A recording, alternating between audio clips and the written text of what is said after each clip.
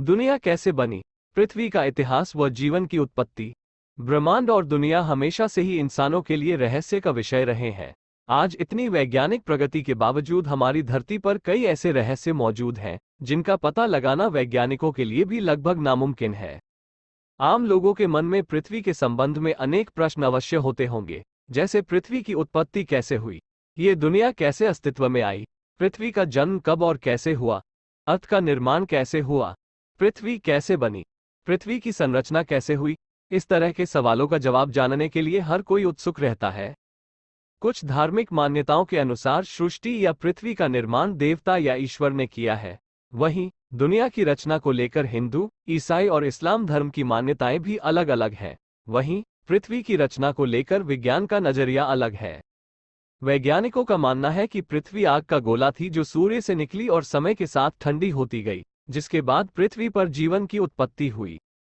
आज इस लेख में हम आपकी ऐसी ही सभी जिज्ञासाओं का समाधान करने का प्रयास करेंगे। संसार की रचना कैसे हुई?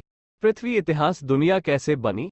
अर्थ कैसे बनी? पृथ्वी की उत्पत्ति के बारे में वैज्ञानिक मान्यता है कि लगभग 5 अरब वर्ष पूर्व अंतरिक्ष में कई गैसों के एक साथ मिलने से भयंकर विस्फोट हुआ था।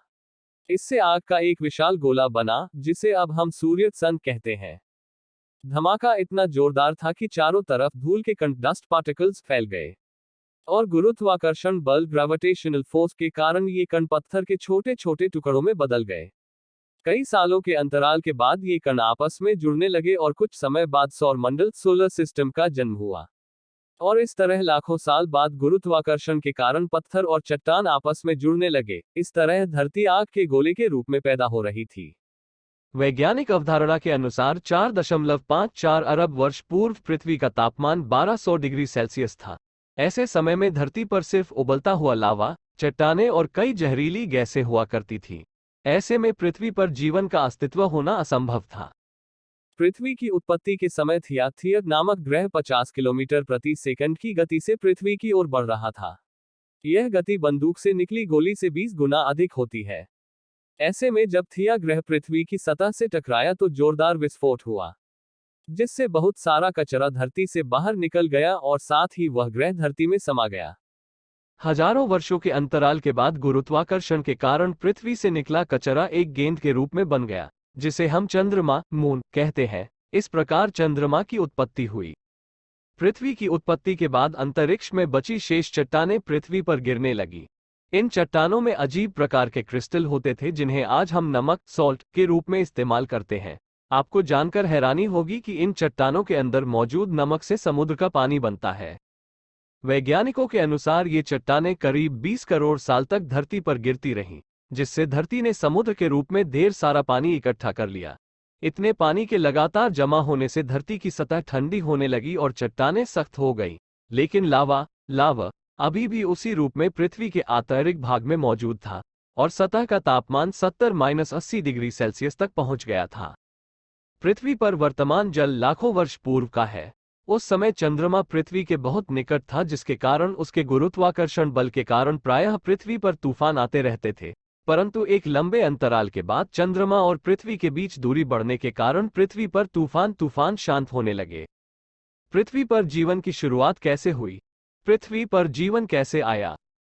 धरती पर जीवन की इस यात्रा के दौरान 3.8 अरब साल पहले पानी की उत्पत्ति हुई थी। धरती पर लगातार ज्वालामुखी फट भी रहे थे और साथ ही उल्कापिंडों की बारिश भी हो रही थी। उल्कापिंडों के माध्यम से पानी और नमक के साथ साथ अन्य पदार्थ भी पृथ्वी पर आ रहे थे, जिसमें कार्बन और अमीनो एसिड आदि पदार्थ थे जो हर जीव जंतु और पौधे में मौजूद होते हैं। इतनी ऊंचाई से उल्कापिंड गिरने के कारण वे गहरे पानी में चले जाते थे, जहां सूर्य की किरणों का उन तक पहुंचना असंभव था।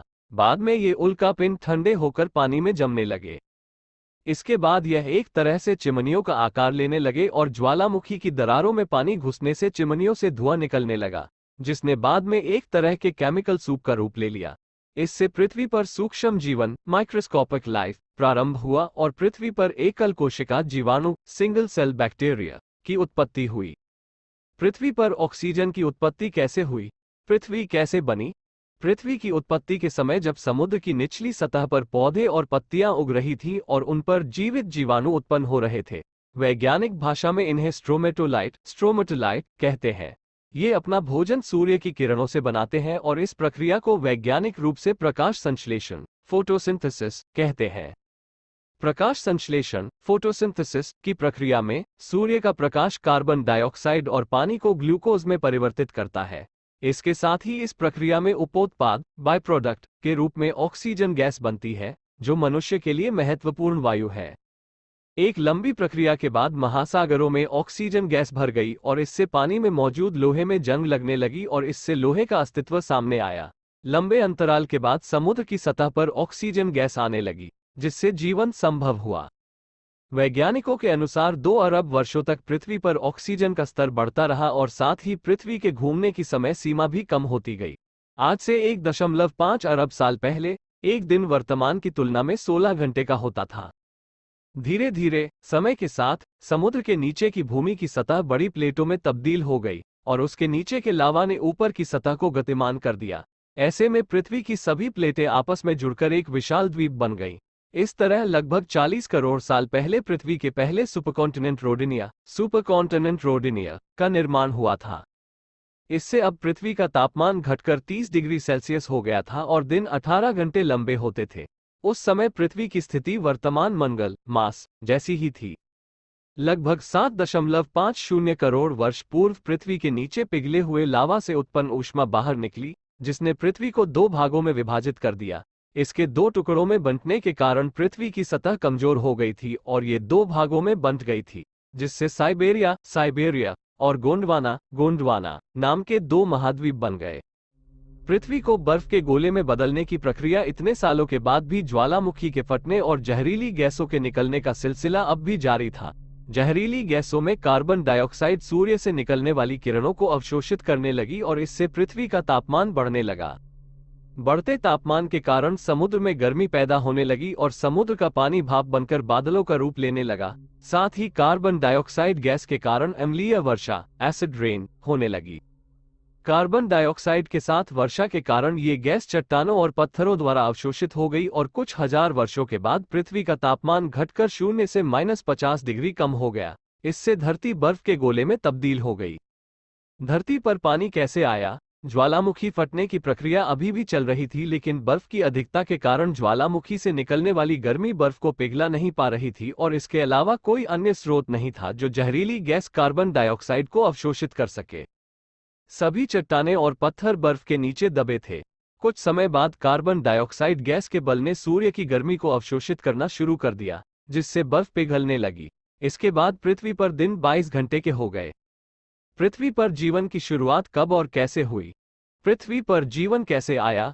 बर्फ के लगातार पिघलने से सूर्य से निकलने वाली हानिकारक पराबैंगनी किरणें सीधे पृथ्वी पर पड़ रही थीं, जिससे एक रासायनिक अभिक्रिया शुरू हो गई और पानी से हाइड्रोजन पेरोक्साइड बनने लगा और उसके टूटने के बाद ऑक्सीजन बनने लगी।